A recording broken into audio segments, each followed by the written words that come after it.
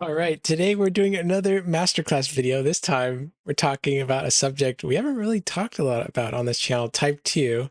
And we have a very special guest, Tyler Talks. He loves to talk about Type 2, so I thought, what better way to talk about Type 2 than with Mr. Type 2 himself, Tyler. Yeah, it's one topic near and dear to my heart, so I'll try to not ramble too much and keep it on topic. Great. So we're going to approach this as if maybe we're familiar with redemption, maybe we're familiar with Type 1, but I'm coming at this video as if I'm a person who has no idea what the heck Type 2 is. So how would you explain the answer to this question here? So type 2 is a different format. Obviously, there's type 1 and type 2, and the minimum deck, type 1 is 50 cards. The minimum deck in type 2 is 100 cards. And there's different deck building rules. And one of the main components of type 2, other than the minimum 100 card deck size, is that your good cards and your evil cards have to be the equal in the deck. So usually you run 40 good cards. That means you have to run 40 evil cards. I won't get into all the details, but based on alignment and brigades and neutrals, you can only have so much. Like you can only have one 3 or more brigade card, one rainbow. You can have 2 dual brigades, but it also depends on the icon. So it can get a little hectic with deck building, but really it's 100 card deck. You play to 7, and your good and your evil have to be the same. You play to 7 Lost Souls. Play to 7 Lost Souls. And so what's the result of what are the type of games that you're playing, that these bigger decks, longer longer game times, I imagine? What else is like the dynamics like in these type of games? Yeah, there's longer game time. Your reserve is 15 cards. Your reserve also has to be equal, good or evil, so you have to have a neutral in there, at least one. Game type's longer. You get experience credits, so if your evil character blocks at all, battle challenge or rescue attempt, they get anyone in battle that blocked that's evil gets a +1/1 counter. Any hero that rescued a lost soul gets a +1/1 counter. And then the time limit is an hour long compared to 45 minutes. And then play to 7, and it gets pretty wild with the amount of things you can do and the amount of consistency in the game and speed, that you're just having these massive territories with cards everywhere, and you're trying to pretty much eradicate the opponent's territory at the same time. All right, I think we've already touched on some of the deck building rules for T2. I'm gonna link that in the description, the official document, and I'll also link a video that I've done about the deck building rules for Type 2 to try and simplify it and make it pretty easy to understand. You're pretty familiar with Type 2. Can you give me some bit of context and history about T2 as a format? And Yeah, type 2. Oh man, it's been around for a very, very long time. I don't think it was at the very first few nationals, because those were actually like unofficial. We don't have the results or anything. So I want to say it was at either, I don't know, maybe Jay can correct me, but it was at the, I want to say, third official national, maybe that it was an actual category. And so it's stemming back, 25 years of play. And it used to be the Wild Wild West, where you had used to be number of cards, like you could have any amount of any brigade. There weren't really that many deck building rules. It was always good and evil, minimum 100 cards. And then they brought it back to, I believe it was 1 per 20. So you were seeing people with like massive decks to get the like 6 or 7 Authority of Christ promos in their deck at the time. And then that came down to 5, and now we're at 4 max per deck, one, the same card. So it used to be the Wild Wild West, and we kind of tamed it back to some more deck building as it went crazy. There's been a lot of game rules that have come in from Type 2. So even though it's a smaller niche category, you have some of the crazier people and crazy minds playing Type 2. You tend to get a lot of just absolute wildness and a lot of big plays. So the side battle rule, the hand limit rule, a new beginning errata, like you have all these rules that a lot of them stem from Type 2 decks. The hand limit came from Speed Camp. What's this? A hand limit rule, and what's the spied battle rule? So the hand limit rule is what we now know as max hand limit, 16 in your hand. That used to not be a thing in Type 1 or Type 2. And yeah, and it got pretty crazy. And so one of my friends, Cliff, he got a deck idea from Tim Molly and Justin Tangillo, and they made, it might have been Tim Mears, but I believe it was Tim Molly and JDS made a deck that used Sin in the Camp, which you would place in your opponent's territory, and each upkeep they had to underdeck a card from hand. Well, you could put 5 of these in their territory at the That's time. gross. That's gross. So you could put 5, and then you also had a card called Words of Discouragement, where it was an evil enhancement, where the opponent had to underdeck and 3 cards from hand, and you got to play the next enhancement. So you would just go 2K horses into words, into words, into 2K horses, into words, and their whole hand was gone. And on your turn, you would rescue with Claudia, the Ethiopian treasure, do a side battle, and draw a bunch, then do a side battle, and then put all the sit in the camps in their territory. Gross. So Cliff played this deck for like 3 years, and I was the guinea pig. Yeah. Him and I played for years, and he would just whoop me with this thing until finally I found some decks that could beat it. And then Cliff put it on the old Redemption forums, and Gabe saw it, and Gabe, with the great mind of the game, was just like, that's amazing. He took it to California Nationals, played it, and won. I beat him. He beat Kirk. Kirk beat me, and Gabe won first place because of differential. He was smoking everyone with this thing. Yep. And the elder team was like, yeah, that's way too much, because you can just go Claudia ET to book a Hosei, to reach, to book a Jashar, and just draw 3 chains into everything, and then play a side battle card. So they said, hand limit 16. Because of this So busted deck was just drawing so many cards a turn. Rules of the game itself had to change so that the max hand size was reduced down to 16, basically. correct.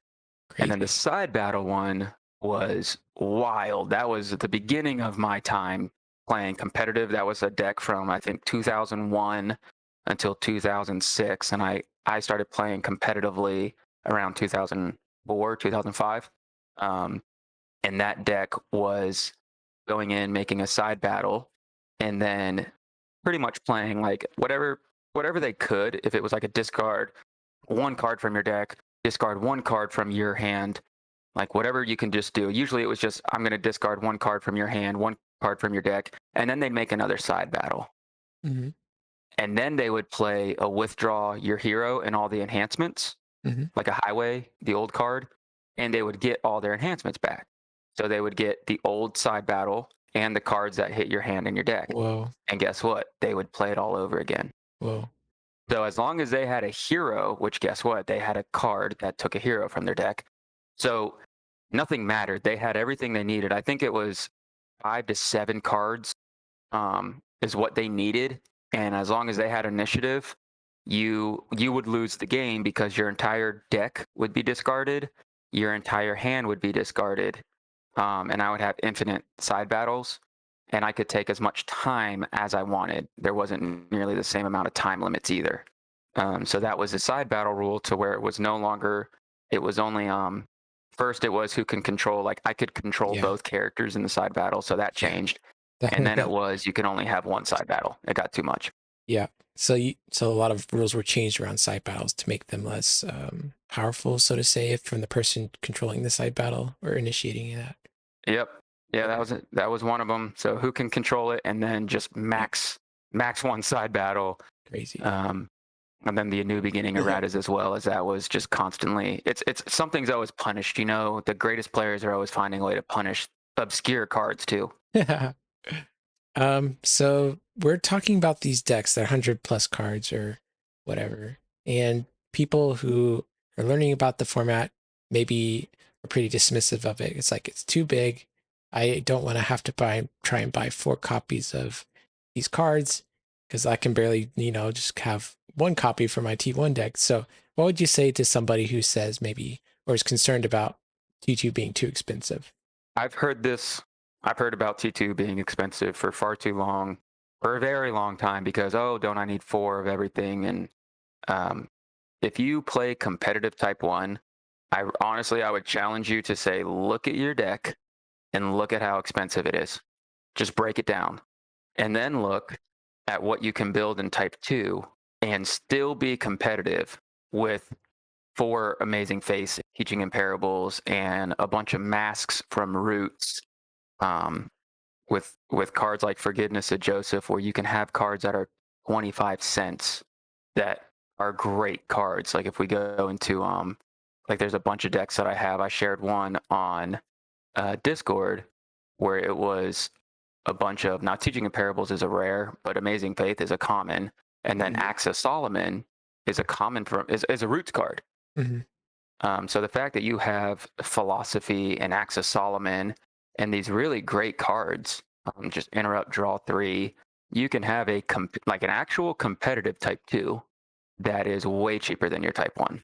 Mm. And you don't need the 4 of the most expensive cards. Like you can only have 2 AOCs because of the dual alignment. Right. And So if you have that's one, you're fine. that's naturally they're the deck building requirements of T2 is kind of maybe what you're saying naturally going to keep the number of the more expensive cards down.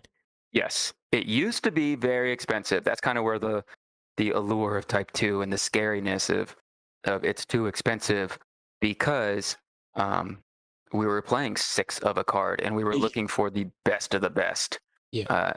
And people were ripping 5 plots throughout a tournament, so they were checking in multiple decks. So that's where the reputation of Type 2 being expensive came from. And then it's just, well, there's more cards in the deck. Yeah, but you have cards in your collection, so it's not. Sure, And the deck is more expensive because it's 100 cards. Yeah. And you're saying that the misconception that T2 is too expensive, well, yeah, that used to be true, but maybe it's not true now, especially when you can fill your decks up with such high quality commons just to make your T2 deck pretty competitive. Yeah, I mean, absolutely. You're going to see a sway in how Type 2s used to be built, where it used to be 5 enhancements of one. So it would really be 5 enhancements of 3 different types of enhancements. So 5, 5, 5, and then 3. So that was kind of the normal build for Type 2s, that competitive players followed that model. So it was 18 good enhancements. You're going to see just me, Jeremy, Jaden, we're playing like 12 to 14 enhancements now. All that came down. The mod, like adapting to modern Type 2 is a whole nother video. Mm-hmm. But what used to be, well, I need 4 to 5 of these $40 to $80 cards, and I need, let's just say, 4 of them. Now I need 1 or 2, and if I don't have that second one, that's fine. I can play Exile's Lost Soul and the Coming Prince, or other recursion, or I just don't need them because that opens up other cards that are good that I probably wouldn't have played, but I'm not at this massive disadvantage because I'm missing my second copy of Gabriel. Yep. Cool. Let's see. I'm trying to figure out how I should ask this question. So when you're sitting down to build a T2 deck, how does your mindset shift compared to when you're sitting down to build a T1 type deck? Like what type of things are you thinking about in T2 that maybe are different than T1? Yeah, this is a mindset question. So when I'm sitting down and I'm making a Type 1, and you'll see where I'm a Type 2 player first and then a Type 1, you'll see that I play more D heavy and I'll bring in some quote unquote Type 2 perspectives into Type 1. And I like the add to battles and heavier characters, like ratios. But when I'm thinking of building a Type 1 deck, I'm trying to build, I'll just say general, maybe not me, but building speed, consistency. What is my kind of win condition? Like, what am I trying to get to very quickly? Mm-hmm. I see with a lot of people in Type 1, it's not necessarily a win condition, more so just here's a bunch of good enhancements. And I will say Type 2 is more of a win condition. What am I trying to achieve? What board state am I trying to get to in Type 2? And Type 1, it's just, here's some good heroes, here's some good enhancements, some cheese rescues, let me get to Resurrection and slap Nazi and add the battle real quickly on a John the Fisherman. There's a lot of just real quick 1-2 punches instead of trying to obtain a board state. Right. When I sit down to build a Type 2, it's usually inspired from a card or something I want to achieve, whether it's hand control or the aspect of being able to play first. I kind of think that same approach is for everything where, oh, well, what do I want this deck to achieve? But with type 2, I feel like I have more ways to maximize, or maybe I get that idea on steroids. Yeah. Like with type 2, let's just say an impartial judgment deck. Like I have a type 2 deck that's silver and gold, and I'm getting heavenly host tokens very quickly. Now we've seen this in type 1. We don't see it as much anymore, but I'm trying to get heavenly host tokens out, and then once I do, I can play wheat and tears, and I can bounce all evil characters, and then I can play my impartial judgment on a ride on. Um, I can also do a side battle when I want to, maybe like 2-3 turns later, and I can do a side battle with impartial judgment, and I can do another wheat and tears and like teaching in parables. So I can have two massive blow your territory up and your hand of evil cards, and keep maintaining constant pressure with teaching in parables. So I want to think of what's my win condition, what's my approach to getting there, what do I need to get there, and Yeah. then how do I maintain that win condition or that board control throughout the game instead of a type 1 of I kind of want a lot of the best cards, and type 2, sure, I want the best cards, but I also need answers to certain things. Type 1, I've heard a lot of players saying, well, you can't have answers to everything. Like you're just not going to be able to fit it in your deck. Type 2, I should be able to say, oh, well, I need to get out from a honeypot. I need to get out from a Nazi. I need to be able to hit this protected evil character with Overtaken. I need to know what in my deck or reserve do I have. So it's a full-on approach, plus how do I get out from situations as well. I think that's about everything. Mm-hmm. Mm-hmm. So you've given me a deck list here. This is your favorite type 2 deck, and let's actually talk about it for a little bit and and get into the nitty gritty of this deck. So what is this deck trying to achieve? What's its end game that you had in mind for this deck? Yeah, Jaden will laugh when he sees this because it's one of my favorites. I have a lot. I can't be giving away everything now. So this is known as Lightning Priest or Jet Priest, and depending on type 1 or type 2, I think it's Lightning Priest in type 2. But the original concept was Captive Priest times 4. So you go Captive Priest to Captive Priest to Captive Priest to Captive Priest, and the last priest you go to is Priest of Christ. And then Priest of Christ, and this is all turn 1, but more than likely, you get blocked from hand. So then I get blocked from hand, and I go to one of the worst dominants in the game, Valley of Dry Bones, and I return all my Captive Priests back into battle, and then I get 4 more heroes from deck. But then the 4x activation limit came in. So now what we do is we still get Valley of Dry Bones or like a battle winner right away. Like we don't necessarily need Valley. Now it's just like nice to have.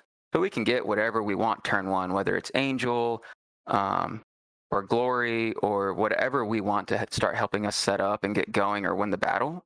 And that second turn, we have multiple ways to Aaron. And usually we just go Aaron, Book of the Covenant, and it gives us from our reserve, it gives us Covenant with Abraham. And you can't see the reserve here, but the reserve has, oh yeah, here we go. The reserve has 4 liberating angels in Covenant with Abraham. So I can book the Covenant, snag my liberating angel, and my liberating angel can bring back all 4 captive priests back into battle. And now I don't have to go captive priest to captive priest. Now I can just bring in 4 heroes into battle.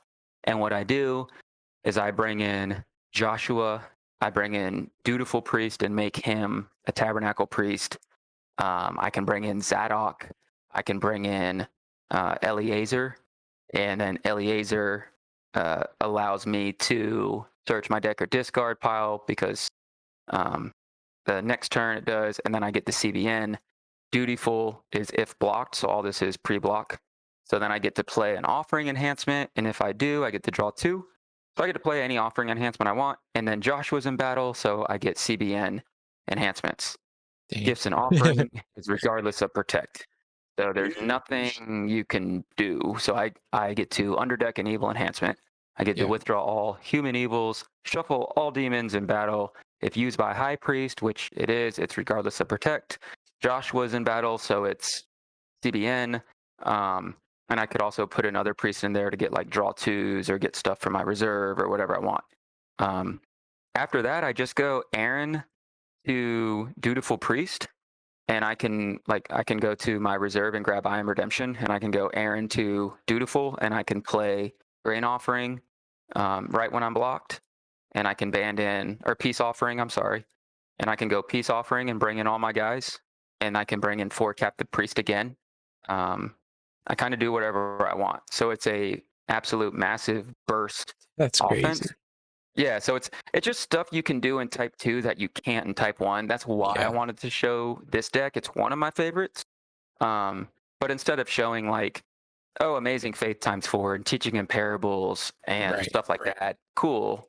This actually shows you what you can do in Type 2.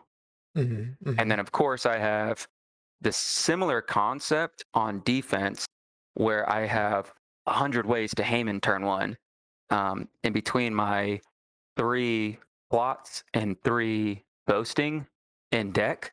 I should have, or 3 masks, I should have something in my hand, and Haman can just go grab the other. So I should be able to have an interrupt, draw 3, CBN discard. Yeah, that's nice. On turn 1. Especially if you can chain Haman's boasting into plot or something like that. Yeah, any of the boasting and mask and chain, and you get honor thy enemy in deck, and I have 1 in reserve. You probably would want 2 in main deck, but Zeresh you usually have out very quickly. But yeah, I'm able to go to deck. I have End the Battles, and a lot of this, I can flip up Holy Holies if I want to, and just play, like, negate everything, and then just try to do it, like, just undercut you and go into Haman's plots, or just interrupt, like, go out there with Haman with all my interrupts and plots with Holy Holies up. So yeah, it just does a lot. And then Tabernacle gets back my Gifts and Offering as well. So I never run out of Gifts and Offering. So it's pretty much play the first and then interrupt everything you do and play CBN plots.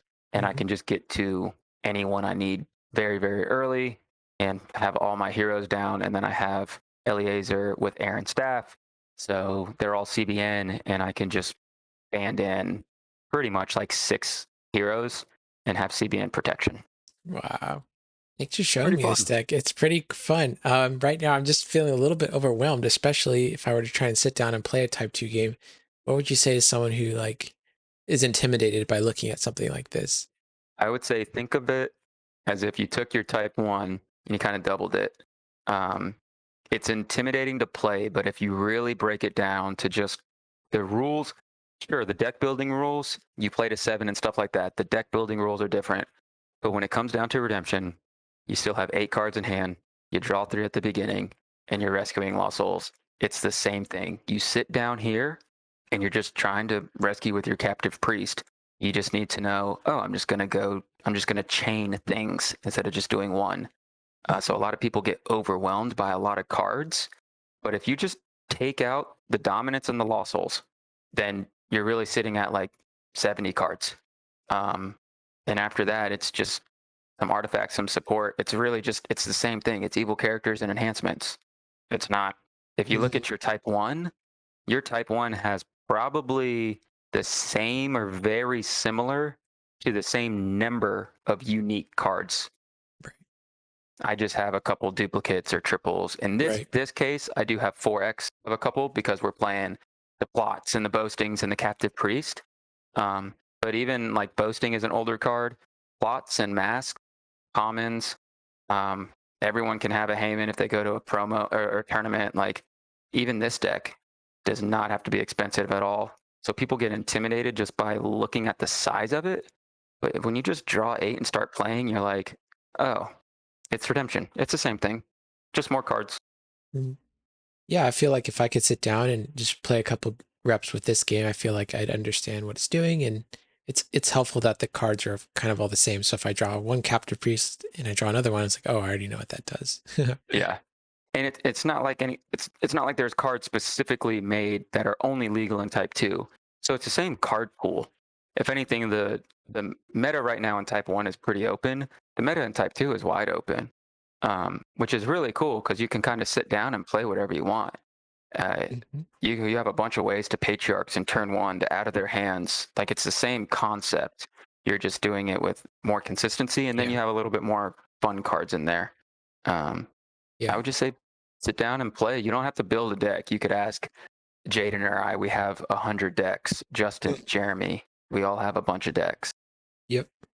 Yeah, I feel like if I was a newer player, I think the first place where I would want to start is like, I just need a deck list. I just need to start somewhere and then I can go. And I think Your Turn Games realizes this and they're going to start to release a product about maybe it's like a Your Turn Games type 2, like starter deck or something. But I'm excited to see what they do there to help people get into type 2. Oh yeah, and if it's like just the other night, I put in a bunch of like basic ratios type 2 defenses. So I did like an Assyrian one. I did a type 2 emperors only. I posted what's called like royalties, where I was using teaching and parable. I made a type 1 version, but I have a type 2 where it's purple gold hand control.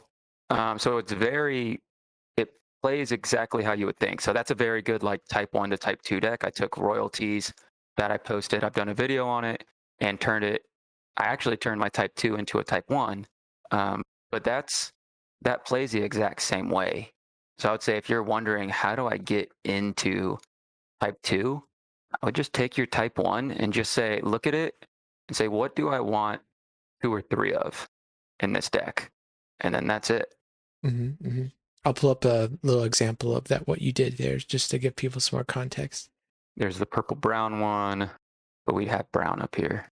All right, we got the Assyrian one. This actually looked fun to me. I love Assyrians. I haven't got to play them yet in Type 1. But this one, you get to play 4 Assyrian archers and just start. Yeah, you can wreck their territory. Foreign horses is really easy. Like a lot of your stuff equipped, so you could probably play foreign horses in reserve and just get the equip.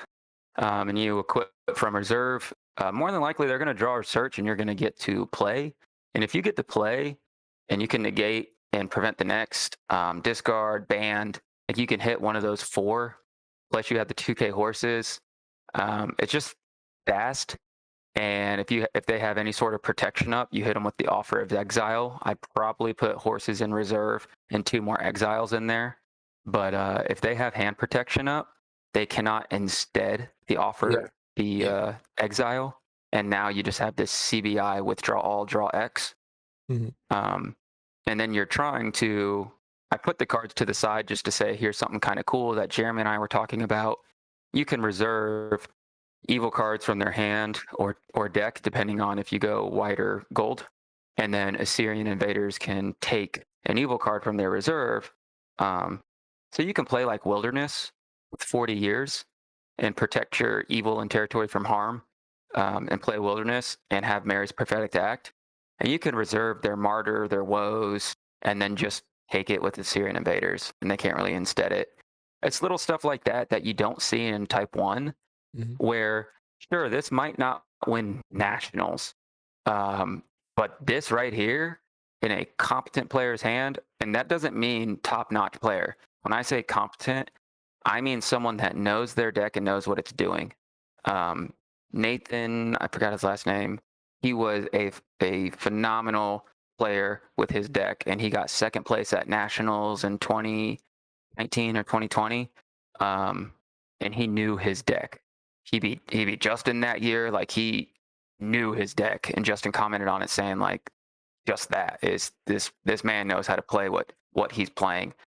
So when I say competent, I mean you know what you're playing, you know what you're doing with what you have in front of you. So this I think would do actually very well. Um, and you're just able to band a bunch and negate a bunch. And once the cross is out, you're going to interrupt and negate and prevent the next and discard heroes in their territory. And it's pretty fun. Assyrians, man. And so, yeah, thanks for putting all these little building blocks together. And if you're curious, go check out the deck building thread and good luck trying to find these specific building blocks. But we'll try to make it a better way for people to grab these. So we've been talking about type 2 a lot. Like what makes you so like passionate? Where I see you have a lot of passion, but I want to learn more about that. What drives you to this and what is attractive to type 2 for you? I think we hinted on it, but I didn't just say blatantly what my favorite thing is. The fact that you can do so many different things. When I sit down against my opponent in type 1, I feel like if I get a hand look or a reserve look, I can probably build your deck without seeing it. I would wonder how closely I could get to it by just looking at your reserve or just looking at your hand. I wonder how close I can build your own deck without seeing it. I can't do that in type 2. Sure, I can get some of it, but there's so many cards that you can play, and there's so many hidden strategies that you can do. For one example, the Captive Priest that Jaden did, and when he won with Post-Exilics. Post-Exilics had been out. No one played with him. People actually made fun of him, said that it was pretty much a waste of a theme. And next thing you know, Jaden's attacking you with 8 Meeks in territory and right on into Impartial Judgment. You can now do that in type 1, but there's so many things that we've been able to push in type 2 and play. I like being able to play with my cards. And in type 2, I feel like I can do that. Mm-hmm. Thank you. Yeah. All right. So we're ending the video here, but is there anything else you want to talk about or anything else we didn't hit on, or is there anything else that's on your mind in regards to type 2? Yeah, I'd say the biggest thing is if you're unsure about a deck of where to build, start with your type 1 and just double it. Don't worry about, oh, am I good, am I evil? Worry about that in a little bit. Just try to make sure they're somewhat close. And if it's like, well, where do I even start? Start with 40 good cards, 40 evil cards, and 20 neutral. 14 of them are lost souls. Just to go 40, 40, 20. Easy to remember. And just build a deck. I wouldn't get worried about the sheer size. I would be more excited about what you can do in type 2 instead of worrying about, oh, it's too expensive. I promise you your type 1 is more money with all the alternates and the full art and everything there. And then just try it out. It's so much fun. It is so fun. And it's on a different day in type 2, or type 2 is on a different day at Nats anyway. So that's something, even if you just build a deck, I have a lot of people that just build decks and they message me or they put them on Discord. Just building a deck and kind of seeing, is this fun to me? Is this something, or is this overwhelming? Mm-hmm. Other than that, I would just dive in and try it out. It is such a rewarding format when you build a deck and get a game in. And one of my favorite things is the momentum shifts. I didn't talk about that. There's many momentum shifts in type 1, and there can be some big ones, but I think they're rare. You can kind of see, and you've been playing long enough, and you've been playing good players. You can tell if you're going to lose early on, or what you need to do to kind of come back. Mm-hmm. I've had games where people have came back and won against me when I was up 6-1. I've had games where I came back where I was down 6-0 and 6-1. Wow. I've had games where it felt like I completely controlled the board and I ended up losing, and vice versa. The momentum shifts. I had one where Jeremy looked like he was destroying me. I flipped it on him. I looked like I was destroying him. I made a mistake, and then he came back and he won in time, 6-4. And it Mm-hmm. was just boom, boom, boom. You don't see that in type 1. Yeah. So it's just epic battles, longer games where you can just do more. And the times, like you still get, 30 seconds to search, 90 seconds to go into battle. So all that's the same. So you have more turns. So you can do more. You have more cards. It's just there's more opportunity to play Redemption and more opportunity to play Redemption with different cards that you normally don't see. Mm-hmm. Mm-hmm. Great. I think that's Well, everything. yeah, thanks for talking. And we kept it to a reasonable runtime here. Well, maybe we'll have to do a follow-up. What do you think a good follow-up would be for this type of video? Maybe some beginner decks Yeah, yeah, that'd be great. where it's just where we price them like up front, like you and I can Mhm. price already, or that's something I can do. I know Jaden has done that in the past too. You know me, I make decks seemingly for a living, so I could easily make decks and just post them or send them to you, and we can break down the price. And I would love to do like a challenge Mm. um, where you can challenge the best, and it's Jaden, Jeremy, myself. I'll put Justin back in there when he starts playing type 2, but Jaden, Jeremy, myself, um, to make a deck under X dollars. Ooh, And then it's like a community poll. Oh. And you can do like different categories, you know? Let's do $75. Let's do $50. Let's do $15. Like let's do something crazy. Like how cheap can we get a deck? And then the community gets to vote who had the best deck. So Oh, I think there's a lot interesting. of cool things to get the community involved in Type 2, and show people at the same time this isn't crazy and expensive, um, and go from there. Oh, those are brilliant ideas. I love that.